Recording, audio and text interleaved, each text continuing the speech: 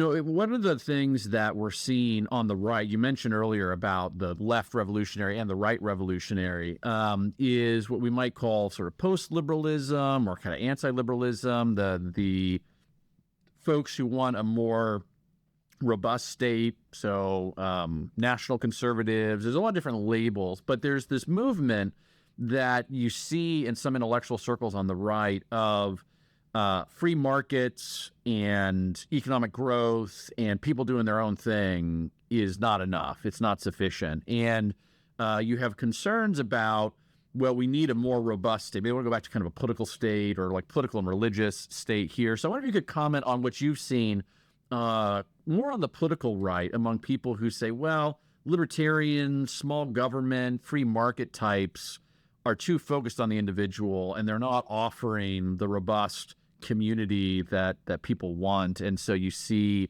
this sort of drive for a more, for lack of a better word, kind of muscular or centralized kind of political authority.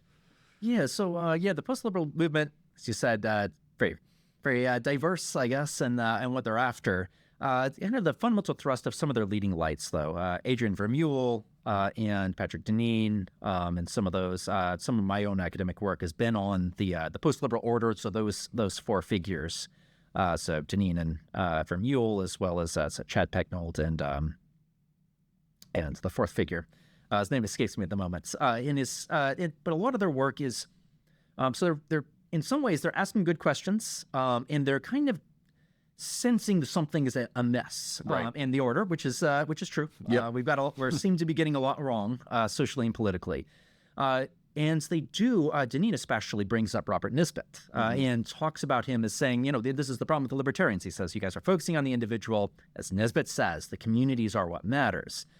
So we have to focus on these communities. And so liberalism kind of paints with a broad brush because liberalism as such focuses too much on the individual.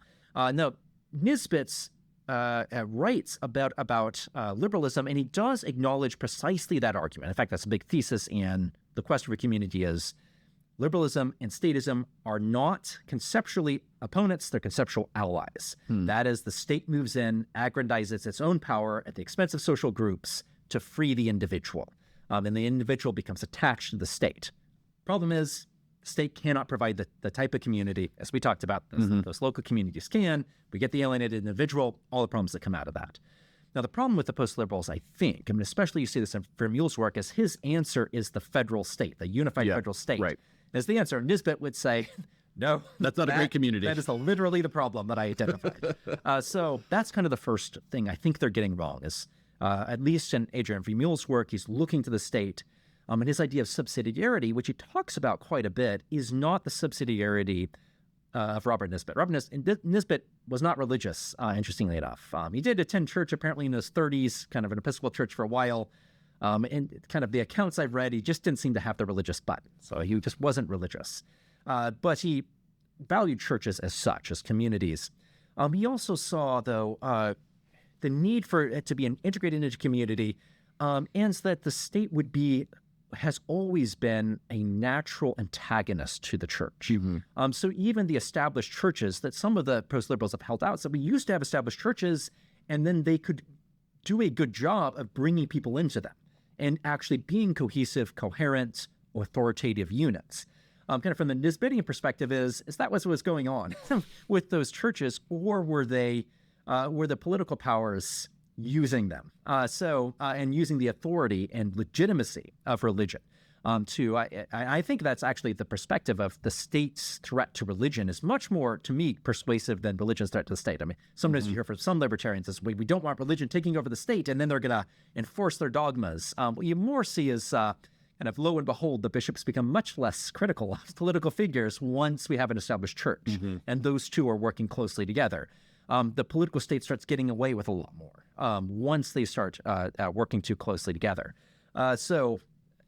You can go back to the medieval period. Is suddenly the bishops start looking a lot like the king's cousins once you get the king, the political power authority too involved in the established church.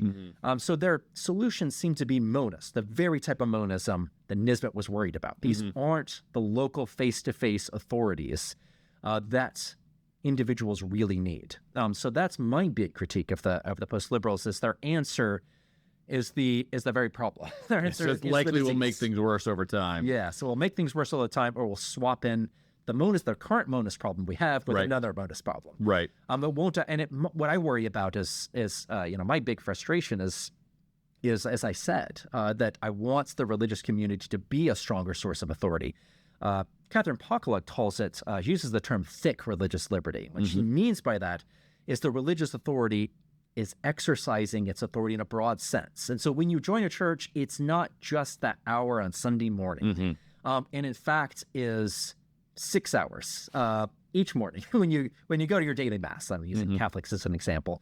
Your Wednesday night small group, as well as the parish church, the parish school where your children attend. It starts having a much broader, deeper source of community for you. She says, actually, that's what I found with most of the women that she interviews in her book. They have thick communities. Right, so they have these thick communities, most of them in their churches.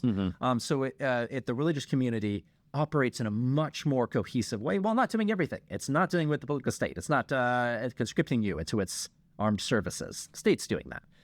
It is not wielding a police force. Right. The state's doing that. Yep. But it is doing a lot of other things. So when you need economic help, it ends up being the economic help.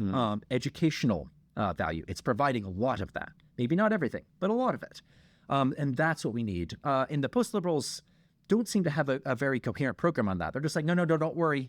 The state will start having the Pledge of Allegiance again. It'll start having school prayer again. And that's one of their big things. Right. And I think, for those of us, I know both of you and I are small Orthodox Christians. How many of our state legislatures would write prayers we could pray? That's my big concern. Right. We have very Orthodox Christians, small Orthodox Christians, we have rules. We're allowed to pray.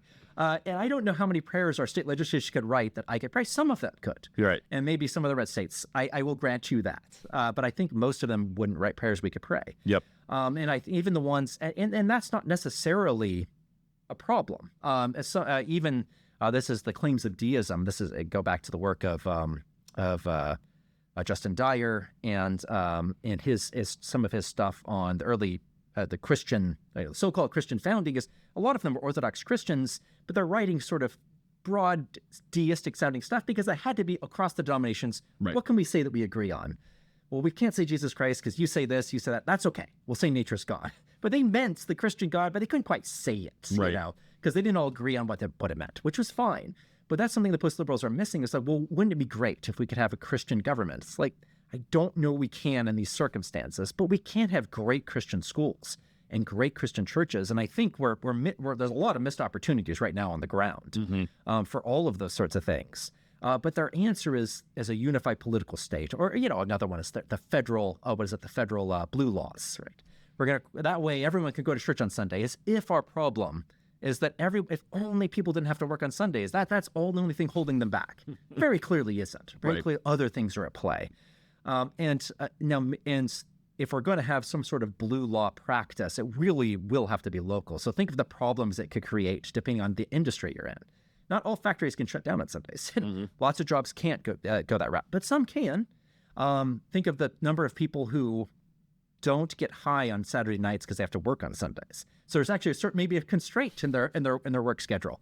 But I'll grant you that maybe there are some communities where if they had a local blue law, sure, you would see a rise in attendance on Sunday morning. But that's going to have to be at the wisdom of the local church leaders, I would say.